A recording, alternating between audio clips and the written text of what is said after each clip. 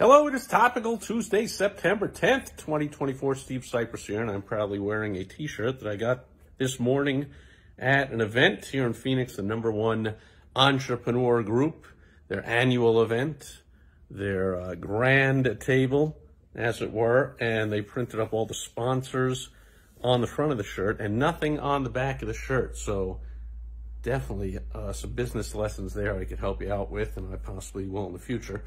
But today is Topical Tuesday, and what is topical? What's in the news? Well, here in the U.S., it is the one and only presidential debate that we're going to get this year. Well, we had one earlier, but that was, as I said, the day before that debate was going to be the first debate in history featuring a candidate who is not actually going to be running for president. And, of course, the powers that be bounced Joe Biden out of the thing a little bit later.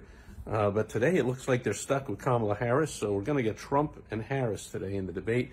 And no matter what your politics or what you think they're going to do or not do in office, the point here is to pay attention. Might be difficult to pay attention to the debate itself and politics itself. It's a cesspool of crap for the last couple of decades here in the U.S. at least. Hope it's better wherever you are.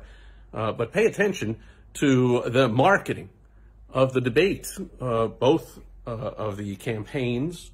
The Trump campaign, the Harris campaign are doing all kinds of stuff, and the media, the channels that are showing the debate all over TV, all streaming all over online, are all using, if you pay attention, I've been teaching this for years, the before, during, and after strategy of any event.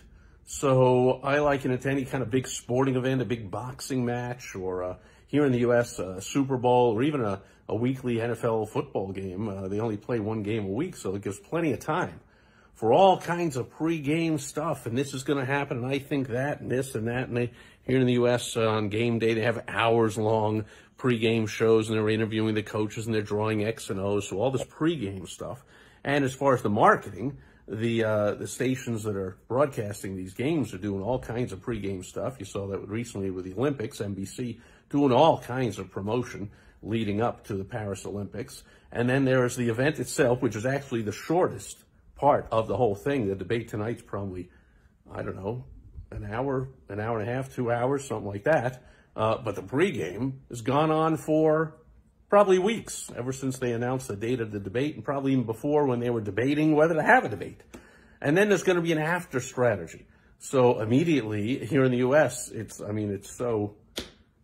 such a cesspool of crap. They even call it what it is. They have the spin room, which is the BS room. It's the lying room. It's where the backers of either candidate come into a room and the media's all there, and they spin it in their directions. No matter what happened, they're going to tell you this, my candidate was fantastic because of this, mine was fantastic because of that, the other one was terrible because of this, which is probably more what they're going to do, because unfortunately, at least here in the US, we're bogged down in such negativity in politics that it's hard to deal with it. And I live here in Arizona, which is one of these borderline, no, what do they call it?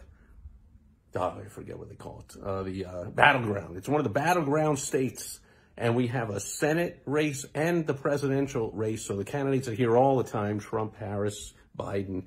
You know, they were all here all the time. J.D. Vance, Tim Walz guy, probably. They're in and out of here. But the advertising on TV and online, nonstop. And it's 90% negative, if you ask me. It's all kinds of crap about the other candidate, which is really too bad.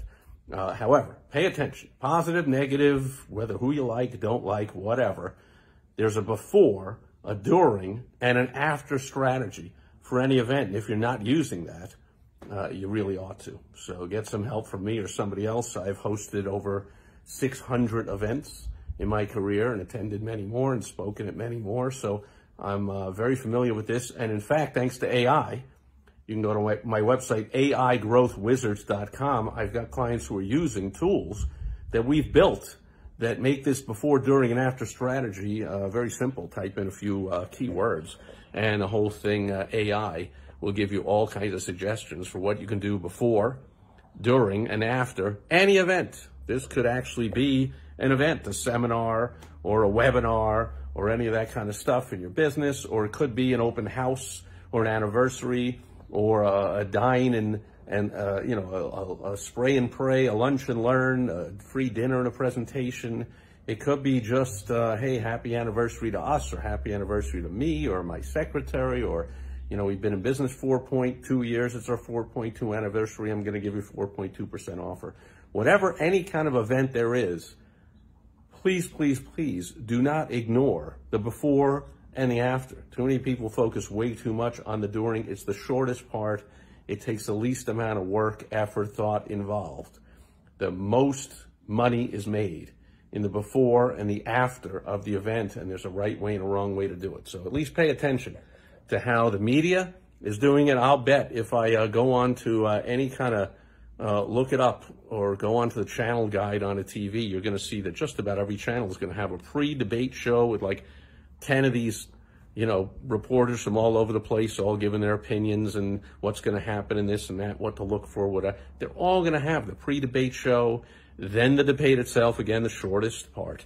And then they're all going to have the post-debate, which is going to start today, whenever the debate's on soon, I guess, in half an hour or so, an hour, I don't know.